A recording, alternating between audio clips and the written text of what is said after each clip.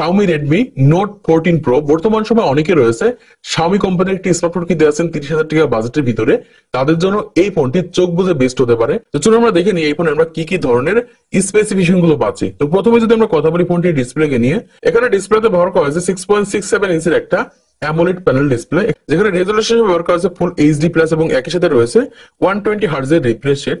বর্তমান সময় আমরা যে স্মার্টফোনগুলো দেখতে পাই 30,000 টাকা বাজেটের ভিতরে, সেই সকল স্মার্টফোন কিন্তু আমরা 120 হার্টজের রিফ্রেশ গুলো দেখতে পাই এবং একই সাথে ব্রাইটনেস যদি আমরা কথা বলি এখানে আমরা 3000 নিটস ব্রাইটনেস পেয়ে যাবো। সেই ক্ষেত্রে আপনি এই ফোনটা আউটডোর এবং ইনডোরে ভালো একটা পারফরমেন্স করতে পারবেন এবং একই সাথে এই ডিসপ্লে কিন্তু 500 ডিসপ্লে ব্যবহার করা হয়েছে।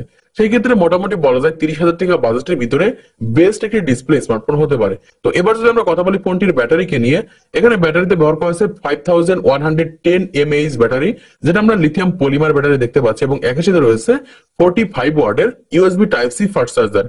তো এবার যদি আমরা কথা বলি ফোনটির হাইলাইটেড বিষয় ক্যামেরাকে নিয়ে, এখানে মেইন ক্যামেরা হিসেবে রয়েছে 200 megapixel wide angle primary camera, একই সাথে রয়েছে 8 মেগাপিক্সেলের আলট্রা ওয়াইড অ্যাঙ্গেল ক্যামেরা এবং একই সাথে 2 মেগাপিক্সেলের একটি ম্যাক্রো ক্যামেরা পেয়ে যাচ্ছি। সেই ক্ষেত্রে মোটামুটি আমরা এই ক্যামেরার মাধ্যমে ভালো একটা পারফরমেন্স করতে পারবো, যেহেতু এখানে আমরা 200 মেগাপিক্সেলের একটি ক্যামেরা পেয়ে যাচ্ছি। এই ক্যামেরার মাধ্যমে আমরা ডিজিটাল জুম পেয়ে যাচ্ছি এবং একই সাথে আমরা 120 fps এর সাথে ভিডিও রেকর্ড করতে পারবো। সেই ক্ষেত্রে মোটামুটি ফটো এবং ভিডিও শুটের জন্য বেস্ট একটি স্মার্টফোন হতে পারে। এবার যদি আমরা কথা বলি ফোনটির সেলফি ক্যামেরা নিয়ে, এখানে আমরা 20 মেগাপিক্সেল একটি ওয়াইড অ্যাঙ্গেল প্রাইমারি ক্যামেরা পেয়ে যাচ্ছি, যেটার মাধ্যমে আমরা 60 fps পর্যন্ত কিন্তু ভিডিও রেকর্ড করার সুবিধা পাচ্ছি। সেই ক্ষেত্রে মোটামুটি বলা যায় 30,000 টাকা বাজেটের ভিতরে বেস্ট একটি ক্যামেরা স্মার্টফোন হতে পারে। তো এবার যদি আমরা কথা বলি ফোনটির ওয়েট কে নিয়ে, এখানে আমরা 190 গ্রাম দেখতে পাচ্ছি এবং একই সাথে এই ফোনটা কিন্তু ওয়াটার রেজিস্ট্যান্ট রয়েছে।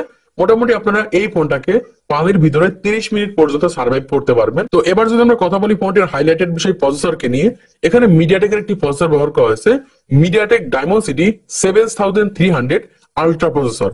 তো এই প্রসেসরটি আমরা অক্টাকোরের সাথে দেখতে পাচ্ছি এবং একই সাথে রয়েছে 4 ন্যানোমিটার। বর্তমান সময় যাদের ন্যানোমিটার সম্পর্কে একটু ধারণা রয়েছে তারা সহজেই বুঝতে পারছেন যে এই প্রসেসরটি এই ফোনের মাধ্যমে কেমন পারফরমেন্স করতে পারবে এবং একই সাথে জিপি হিসেবে রয়েছে মালি G61।